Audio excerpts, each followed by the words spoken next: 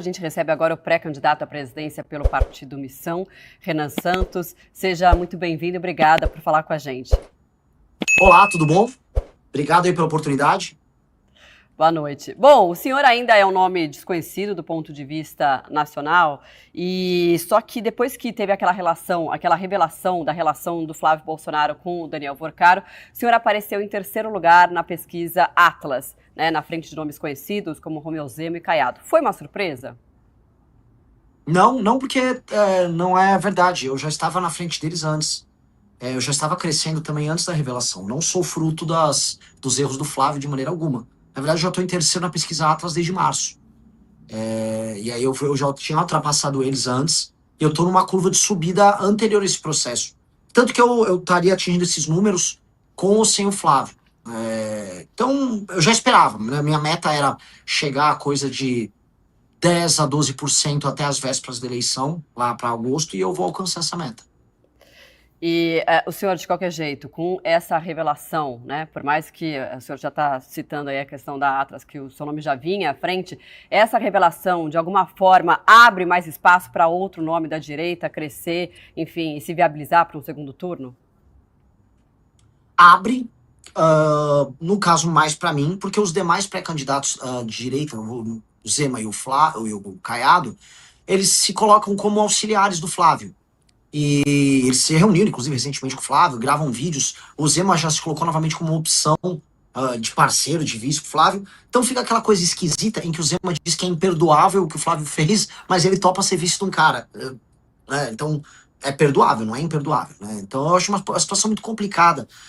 Na verdade, tanto o Zema quanto o Caiado, eles tentaram construir a reputação deles como líderes políticos como auxiliares do bolsonarismo. Nunca fizeram crítica aos Bolsonaro. E aí isso está cobrando um preço agora. Eles não conseguem se estabelecer como lideranças justamente nesse momento em que o bolsonarismo mostra toda a sua fragilidade. E eu não sei como eles vão resolver isso. Para mim, que estou firmando uma liderança que é crítica a qualquer grupo político que se envolve em escândalo de corrupção, para mim é natural, vamos dizer, esse encaminhamento. Então, onde sou conhecido, especialmente dos mais jovens, as pessoas mais bem informadas, eu já estou numa posição bem boa. E, Renan, bom, o senhor é um crítico do bolsonarismo, né? Não só do presidente Lula, mas dentro do seu espectro político que é a direita, o senhor é um crítico do bolsonarismo. Queria saber onde que o bolsonarismo errou na sua avaliação. Nossa, então prepare uma live de 3 horas. Foram muitas coisas. O bolsonarismo, primeiro, é um movimento sectário dentro da sociedade civil. Ele é um movimento que ele é oco em termos de perspectiva de Brasil, em termos de ideias. Então, não adianta você chegar ao poder por ser popular junto a uma parte do eleitorado e não saber o que fazer quando você chega no poder. Terceiro, que a família Bolsonaro já estava envolvida em escândalos de corrupção antes mesmo de chegar no governo em 2019. E essa corrupção pretérita, especialmente do Flávio, cobrou um preço. Tanto que o Bolsonaro teve que destruir a Operação Lava Jato, o próprio aparato de investigação do Estado brasileiro, num acordo com a STF para salvar o Flávio. O Bolsonaro não fez um bom governo, ele se comportou de maneira bizarra ali na pandemia, ele manipulou seus seguidores por muito tempo, enquanto especialmente seu filho Flávio fazia negócios. Esse é o problema, o seu filho Flávio diz que é um representante da moral, dos bons costumes, da família brasileira, enquanto fica fazendo negócios com gente que não presta durante todo esse período e traindo esse próprio eleitor. O eleitor ficava indo pra frente de quartel, né, pedir intervenção militar contra o STF, enquanto o Flávio fazia negócios com caras que andavam com essa turma do STF. E aí, cara, isso é insustentável. Né? Isso é um projeto político insustentável que se baseia na mentira, especialmente na mentira sobre idosos. Você ficar enganando os senhores e senhoras de idade, que é o que o Flávio faz, que o bolsonarismo faz, eu acho uma das coisas mais canalhas. É a versão política do escândalo do INSS. Porque o escândalo do INSS era uma forma de enganar idosos para tirar dinheiro deles. O Flávio Bolsonaro basicamente enganar idosos para tirar voto deles. Eu acho isso horrível. O senhor também, né, se coloca como nome antissistema, lembrando que o ex-presidente Bolsonaro também fez isso quando venceu em 2018. Qual que será a diferença para o eleitor? Como é que o senhor vai fazer esse distanciamento? Eu não sou antissistema, eu nunca falei isso. Pelo contrário, sou presidente de um partido político. Eu quero reformar o sistema brasileiro. Eu estou fora desses jogos escrotos que tem na política brasileira, troca de favores dos mais baixos, escândalo de corrupção. Eu não tenho nada a ver com isso.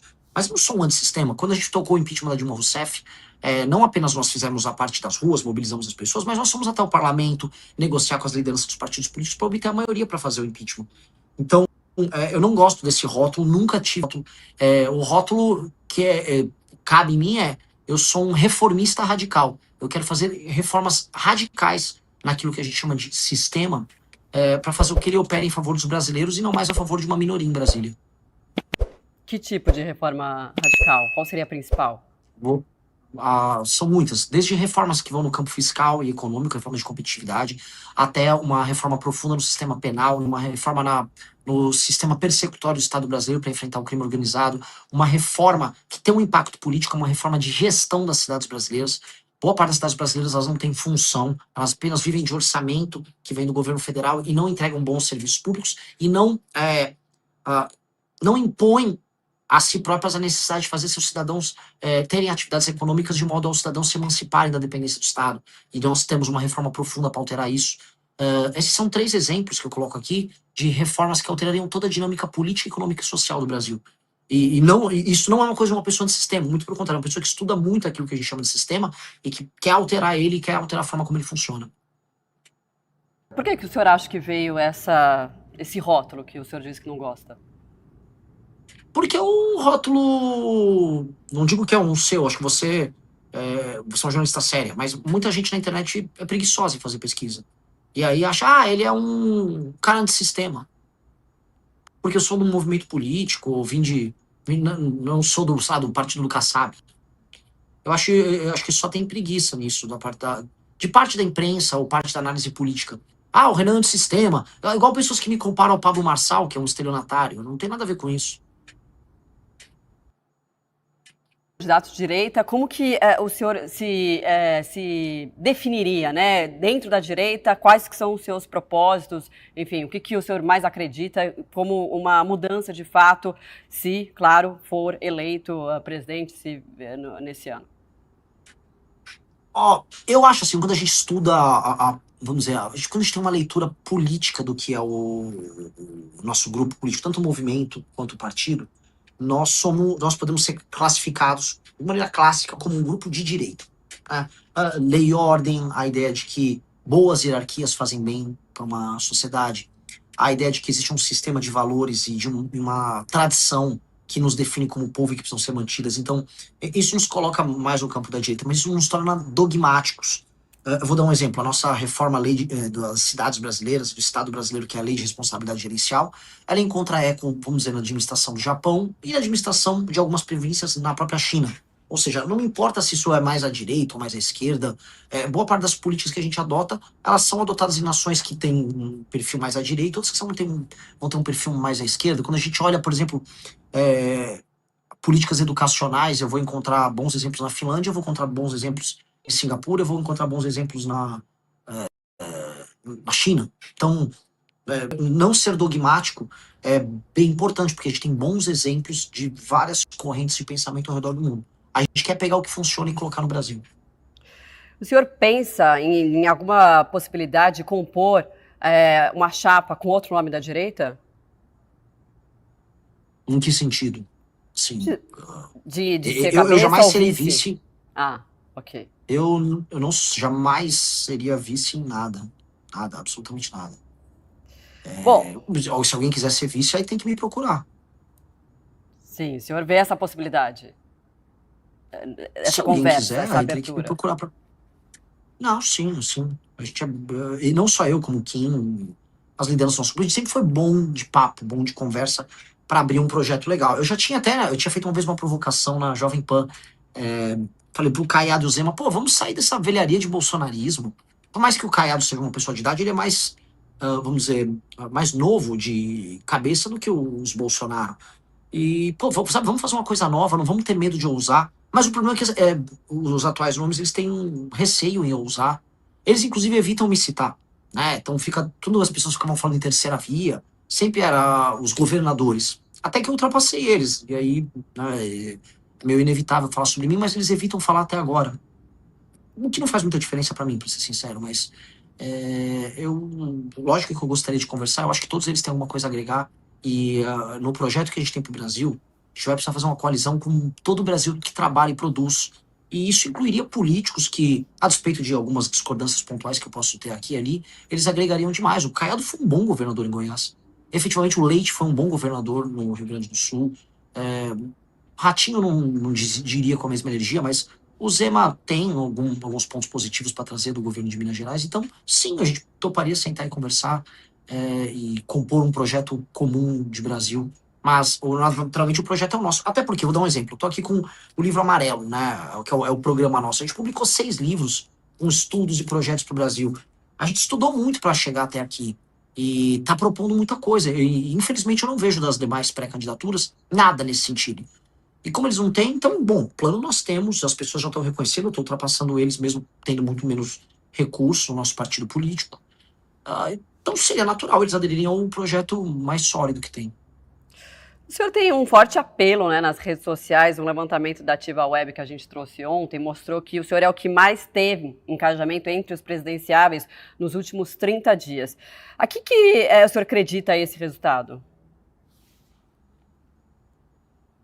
Eu não sei. Eu não sei, porque se os outros têm agências de publicidade, tem marqueteiros.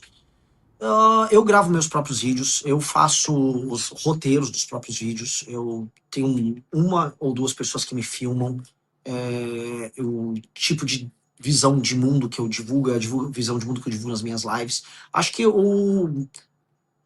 nós somos muito originais no que nós fazemos, eu, o Partido Missão, o Movimento Brasil Livre, e nós temos uma visão otimista do Brasil. Então, quando eu trago, eu falo dos problemas, eu quase sempre, os vídeos, eu trago as soluções.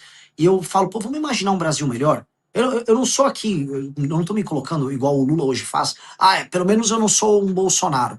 Ou igual o Flávio faz, que eu não sou o Lula. Olha, eu sou horrível, tá? Mas, pô, pelo menos eu não sou Lula. Eu falo, não, tem um Brasil maravilhoso para a gente construir. Nós somos potencialmente uma das 5 maiores nações do mundo. Dá para o Brasil se tornar uma dessas 5 maiores nações do mundo. Dá para a gente desfavelizar o Brasil. Dá para a gente ter investimento em infraestrutura. Dá para o Brasil ser economicamente um país complexo em muitos termos. E não só um exportador de commodities. Dá para a gente destruir o crime organizado. Dá para a gente fazer todas essas coisas. E quando você traz essa visão otimista, aí você traz as pessoas para um caminho que não é o caminho só da treta por si só, mas um caminho otimista e, vamos dizer, construtivo, imaginativo.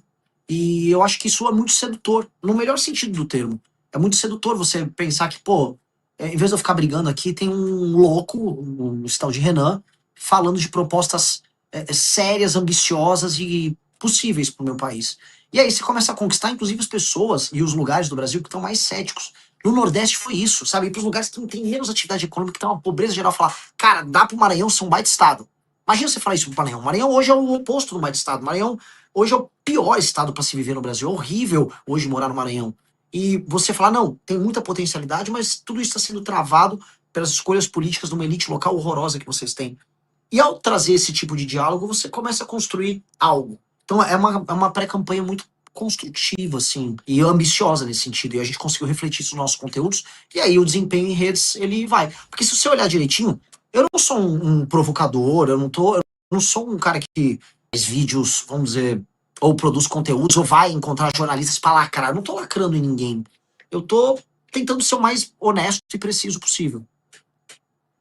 Muito bem, a gente conversou com o Renan Santos, pré-candidato à presidência pelo Partido Missão, também presidente do partido. Muito obrigada e até uma próxima. Boa noite.